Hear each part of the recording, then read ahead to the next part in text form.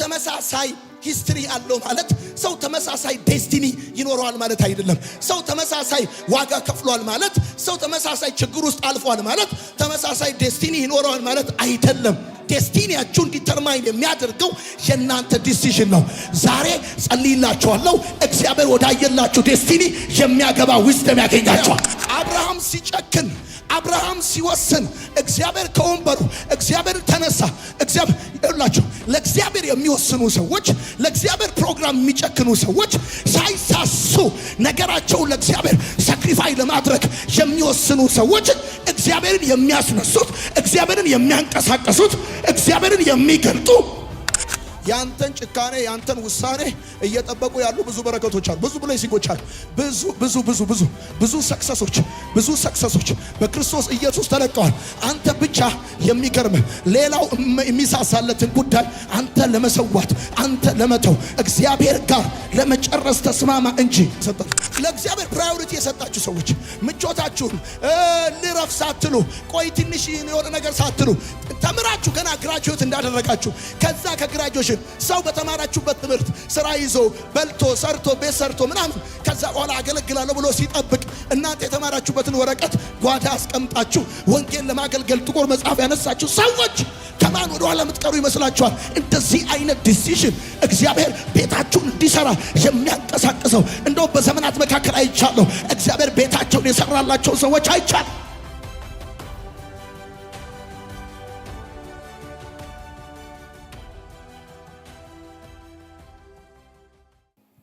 በመጽሐፍ ቅዱሳችን ውስጥ በጣም አስደናቂና አነጋጋሪ ታሪካዊ የሆነ ውሳኔ ከወሰኑ ሰዎች መካከል የመጀመሪያው አብርሃም ነው።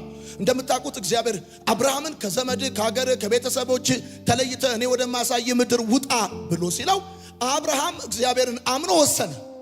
አብርሃም ወሰነ፣ እግዚአብሔርን አምኖ እግዚአብሔርን ተከትሎ ወጣ። ወዴት እንደሚሄድ አያቅም፣ ቀጥሎም እንደሚገጥመው አያቅም።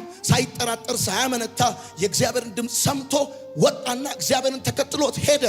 አብርሃም ካደገበት ከኖረበት ከተማረበት ወይም ደግሞ ቢያዝን ከሚጽናናበት ቢቸግረው ከሚበደርበት ብቻ ብዙ ማህበራዊ ዋስትና ከሚያገኝበት ከገዛ ቤተሰቦቹና ዘመዶቹ እኔ ወደማሳይ ምድር ውጣ ብሎ ሲለው እግዚአብሔር ለአብርሃም ቀብድ አልሰጠውም። እግዚአብሔር ለአብርሃም ምንም መተማመኛ አልሰጠውም። ከወጣ ይወል ብሎ የሰጠው ነገር የለም። አብርሃም እግዚአብሔር አለው ያለውን ነገር ሰምቶ ተከትሎ ወጣ።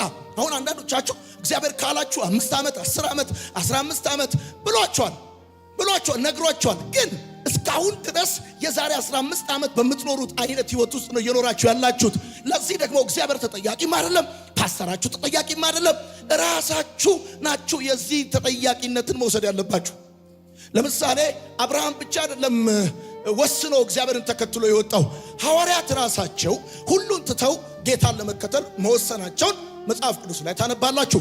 ራሱ ይሁዳ ጌታ ኢየሱስን በ30 ዲናር ለመሸጥ ወስኖ እንደ ካደው ታውቃላችሁ። መጽሐፍ ቅዱስ ውስጥ በጣም ብዙ ታሪካዊ እና አስደናቂ ውሳኔዎችን የወሰኑ ብዙ ሰዎችን ታገኛላችሁ። እሱ ብቻ አይደለም። ለምሳሌ በሩት መጽሐፍ ስትመለከቱ የምትሄድበትን መንገድ፣ የሚጠብቃትን ህዝብ፣ እንደዚሁም ደግሞ ወደፊት የሚገጥማትን ነገር ሳታውቅ ጭካኔና ድፍረት የተሞላበትን ውሳኔ ሩት ስትወስንና ከኦርፋ በተለየ ዴስቲኒዋ ሲለይ ትመለከታላችሁ። የቀረበላት ቾይስ አንድ አይነት ነው። የሄዱበት የመጡበት ታሪክ አንድ አይነት ነው። የኦርፋና የሩት ዴስቲኒ ግን የተለያየ ነው። ሰው ተመሳሳይ ሂስትሪ አለው ማለት ሰው ተመሳሳይ ዴስቲኒ ይኖረዋል ማለት አይደለም። ሰው ተመሳሳይ ዋጋ ከፍሏል ማለት ሰው ተመሳሳይ ችግር ውስጥ አልፏል ማለት ተመሳሳይ ዴስቲኒ ይኖረዋል ማለት አይደለም። ዴስቲኒያችሁን ዲተርማይን የሚያደርገው የናንተ ዲሲዥን ነው። ዛሬ ጸልይላችኋለሁ፣ እግዚአብሔር ወዳየላችሁ ዴስቲኒ የሚያገባ ዊዝደም ያገኛችኋል። እዚህ ሀገር እንደ ማንኛውም ሰው አንድ አይነት ህይወት ልትኖሩ ትችላላችሁ። ፍጻሜያችሁ ግን አንድ አይነት አይሆንም። መጨረሻችሁ ግን አንድ አይነት አይሆንም። ያንዳንድ ሰዎች መጨረሻ ከታች ሊሆን ይችላል። የኔና የናንተ መጨረሻ ግን ከላይ መሆኑ ግዴታ ነው። ባክጩና አሜን ባል። ሩት ወደፊት ለመሄድ ስትወስን የምትሄድበትን መንገድ አታውቀውም። ወደፊት ለመሄድ ስትወስን የሚጠብቃትን ህዝብ አታውቀውም። ካልቸሩን አታውቅም። ማህበራዊ ሴቱን አታውቅም። መንፈሳዊ ልምምዱን አታውቅም። ግን አንድ ነገር ወስናለች። ምንም ጉዳይ ወደፊት ሊገጥማት ይችላል። ለሷ ከትናንትናዋ ይልቅ ነገዋ ይበልጣል። ወደፊት ነው ለመሄድ የወሰነችው። ዛሬ ነግራቸዋለሁ፣ ከፊት ያለው ምንም ሊሆን ይችላል። በጌታ በኢየሱስ ስም አልፎ መሄድ ይሆንላቸዋል። አልፎ መሄድ ይሆንላቸዋል። ወደ ኋላ አልመለስም የሚል ሰው አሜን ይባል። ወደ ትላንትና አልመለስም የሚል አሜን ይባል። አሁን ብዙዎቻችሁ ለመወሰን የምትቸገሩት ለምንድን ነው? እርግጠኛ መሆን ትፈልጋላችሁ። በጣም መተማመን ትፈልጋላችሁ። ግን ነግራችኋለሁ፣ በጣም በህይወታቸው ሰክሰስፉል የሆኑ ሰዎች በሚወስኑት ውሳኔ እርግጠኛ ሆኖ ስለወሰኑ እንዳይመስላችሁ። በእምነት ሆኖ ስለወሰኑ ነው። እግዚአብሔርን አይተው ስለወሰኑ ነው። ሁሉን የሚገዛ ፕላን እንዳለች ዛሬ በጌታ በኢየሱስ ስም ፍጻሜያችሁን የሚቀይር ውሳኔ ያገኛችኋል። እግዚአብሔር በውሳኔ ብቻ የሚከፍትላችሁ ደጅ አለ። ስትወስኑ ብቻ የሚከፈት በራል። የናንተን ዲሲዥን የሚጠብቅ በራል። የናንተን ዲሲዥን፣ የመንግስትን ውሳኔ አይደለም። የቤተሰቦቻችሁን ዲሲዥን አይደለም። የፍቅረኛችሁን ወይም የጓደኛችሁን አይደለም። የናንተን ውሳኔ የሚጠብቅ፣ የናንተን ጭካኔ፣ የናንተን ድፍረት፣ የናንተን የልብ መተማመን የሚጠብቅ ብዙ ጉዳይ አለ። እነግራችኋለሁ። የፈራችሁት ነገር የፈራችሁት እስክትወስኑ ነው። ዮርዳኖስ ድምፁ እስኪረገጥ ነው። ሙላቱ እስኪረገጥ ነው። ዛሬ ትራመዳላችሁ። በጌታ በኢየሱስ ስም ከፊታችሁ ይቆማል። በኢየሱስ ስም ይቆማል። በኢየሱስ ስም ይቆማል። ልክ አብርሃም እጁን ዘርግቶ ቢላውን ሲያነሳ እንደዚህ ከሰማይ የእግዚአብሔር መልአክ አብርሃም አብርሃም ብሎ ጠራው አለ። አብርሃምም እነሆኝ አለሁ ብሎ አለ ይላል። እና እጅን ከብላቴናው ላይ አትዘርጋ፣ በብላቴናው ላይ አንዳች ነገር አታድርግ፣ ከዛስ አንድ ልጅህን አልከለከልከኝምና እግዚአብሔርን እንደምትፈራ አወቅኩኝ ብሎ አለዋል። አሁን አብርሃም ቢላ ያነሳው፣ አብርሃም የጨከነው፣ አብርሃም የሰዋው 25 ዓመት የጠበቀው ልጁ ላይ ነው። ለአንድ ልጅ አልሳሳህም አለ እና አብርሃም የወሰነው ውሳኔ ስትመለከቱ በጣም የሚያስደንቅና የሚያስደነግጥ ውሳኔ ነው የወሰነው። በገዛ ልጁ ላይ፣ በአንድ ልጁ ላይ ነው ቢላ ያነሳው። ይሄ በጣም ታሪካዊ ውሳኔ፣ ይሄ በጣም መንፈሳዊ ውሳኔ፣ ይሄ የአብርሃምን እና የይስሐቅን ብቻ ሳይሆን የአሕዛብን ሁሉ ዴስቲኒ የቀየረ ውሳኔ ነው። አብርሃም በወሰነው ውሳኔ ምክንያት እግዚአብሔር የገባውን ኮቨነንት ስታነቡ ትገረማላችሁ።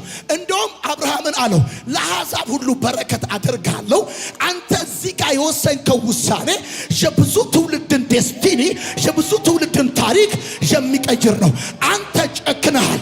የጨከንከው በልጅ ላይ ነው። የወሰንከው በልጅ ላይ ነው። አንተ በልጅ ላይ እንደወሰንክ እኔ ደግሞ በልጄ ላይ በጎልጎታ እወስናለሁ። ይሰማል። አብርሃም አንድ ልጁ ላይ ነው ቢላ ያነሳው። እግዚአብሔር አንድ ልጁን ነው የገደለው። በደንብ አርጋችሁ እንድትሰሙኝ ይፈልጋለሁ። እና ልክ አብርሃም በጣም በሚወደው በሚሳሳለት ምትክ በሌለው በአንድ ልጁ ላይ ውሳኔ ሲወስን የእግዚአብሔር ቃል ሲናገር ከሰማይ መልአክ መጣና እንደዚህ አለው፣ አብርሃም አብርሃም እጅን በልጅህ ላይ አትዘርጋ፣ በብላቴናው ላይ አትዘርጋ፣ አንዳች አታድርግበት አለ።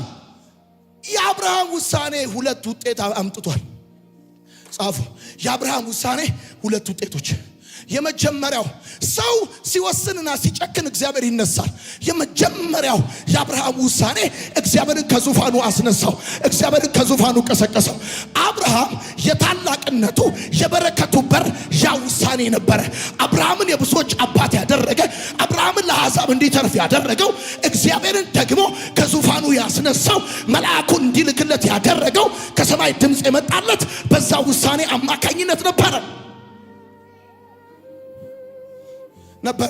ስለዚህ የመጀመሪያው አብርሃም ሲጨክን፣ አብርሃም ሲወስን እግዚአብሔር ከወንበሩ እግዚአብሔር ተነሳ።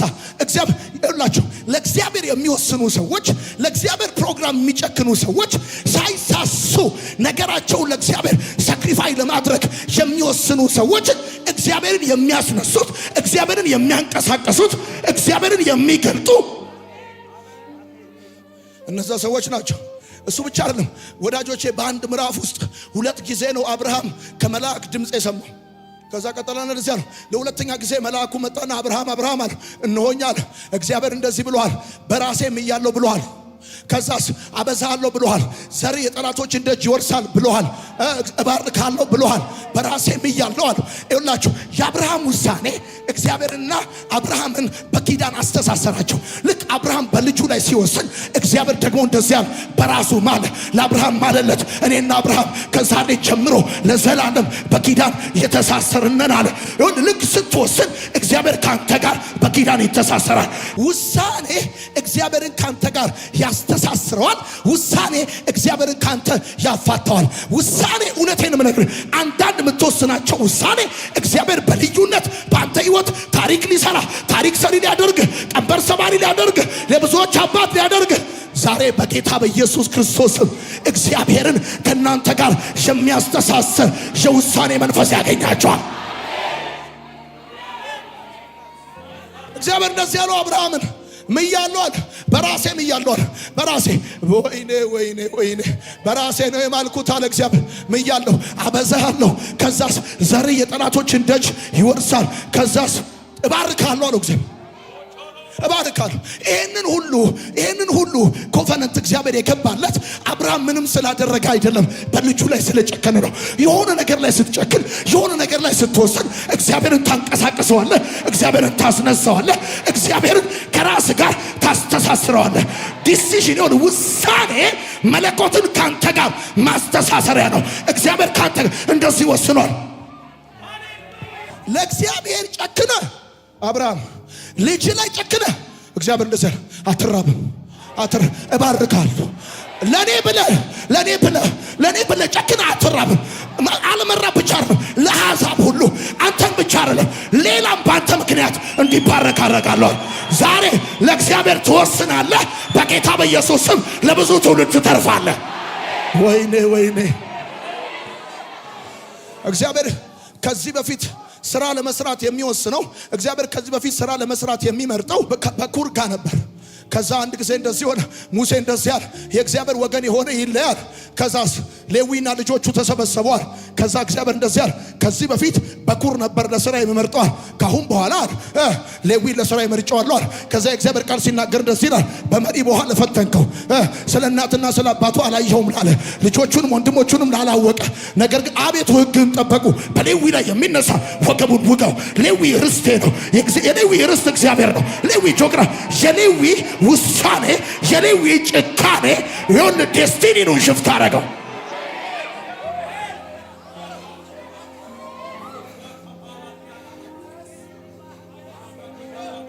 በአጭር አማርኛ እግዚአብሔር ካልጨከን አይጨክን፣ ካልወጣ አይወጣም። ያንተን ጭካኔ ያንተን ውሳኔ እየጠበቁ ያሉ ብዙ በረከቶች አሉ፣ ብዙ ብሌሲንጎች አሉ፣ ብዙ ሰክሰሶች በክርስቶስ ኢየሱስ ተለቀዋል።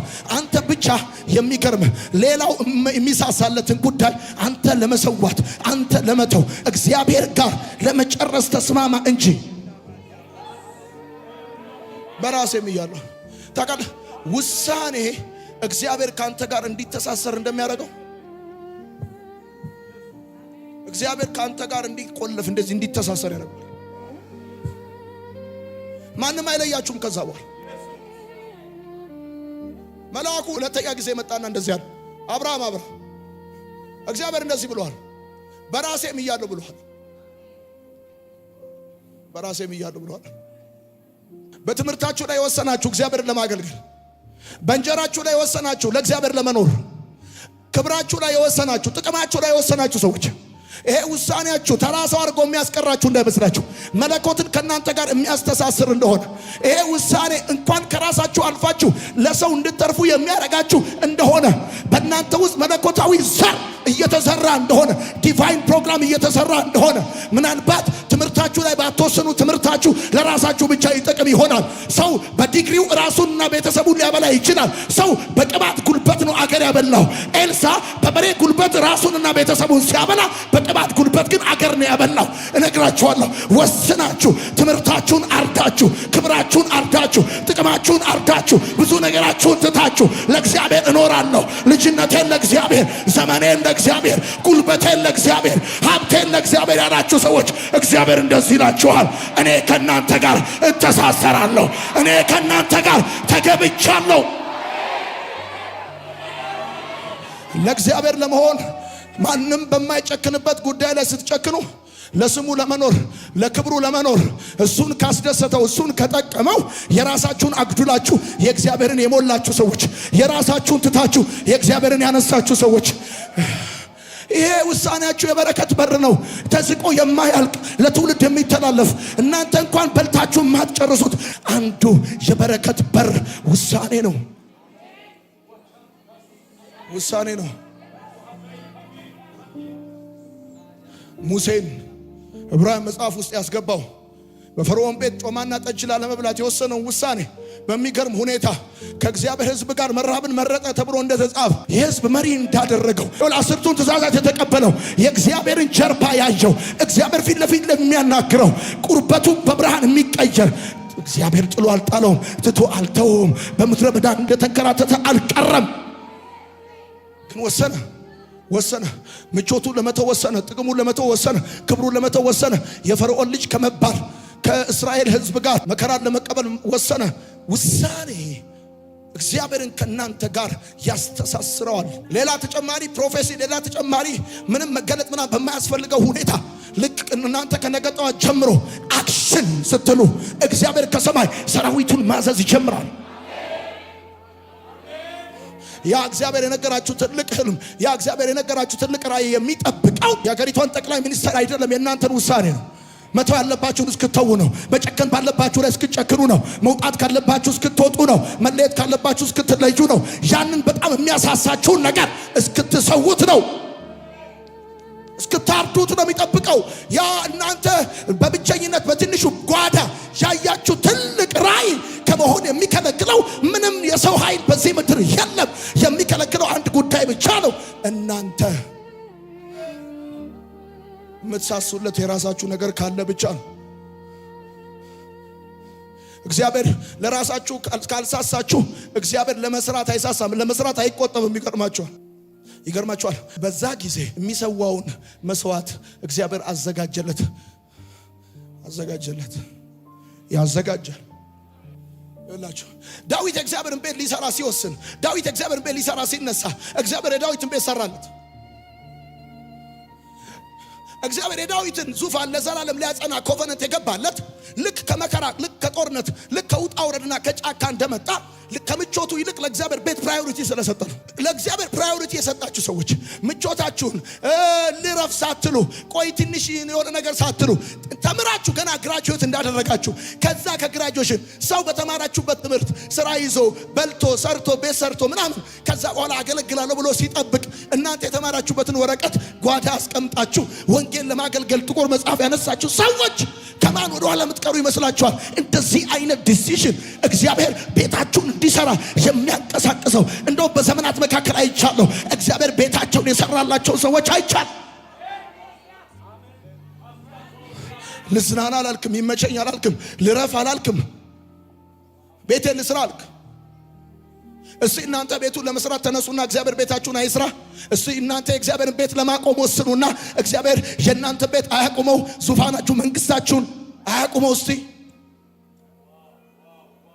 እስቲ እናንተ ለጥቅማችሁ ፕራዮሪቲ ከምትሰጡ ለእግዚአብሔር ኪንግደም ጉዳይ እስቲ ቅድሚያ ስጡና እስቲ ተቀደሙ። ለእግዚአብሔር ቅድሚያ ሰጥተው የተቀደሙ ሰዎች አይተናናቅ። እኛ የሱን ስራ ስንሰራ እሱ የኛን ሲሰራ ነው የምናውቀው። እሱ ሲሰራ ደግሞ ጠንቅቆ ነው የሚሰራው።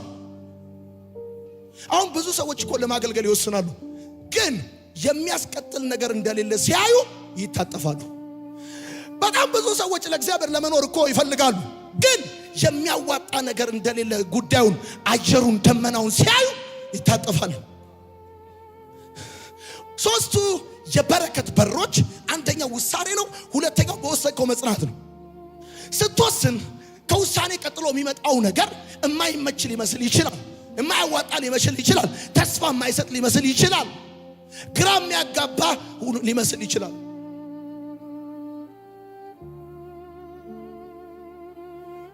መስቀለኛ መንገድ ላይ የቆመ ሰው አስቡና ወደፊት እንዳይሄድ ግራና ቀኝ አማራጭ እንደቀረበለት እግዚአብሔር አንተን ላየለ ዓላማ እንዳትኖር ወደፊት እንዳትሄድ ግራና ቀኝ ሰይጣንም ሰዎችም አማራጭ ያቀርቡላል።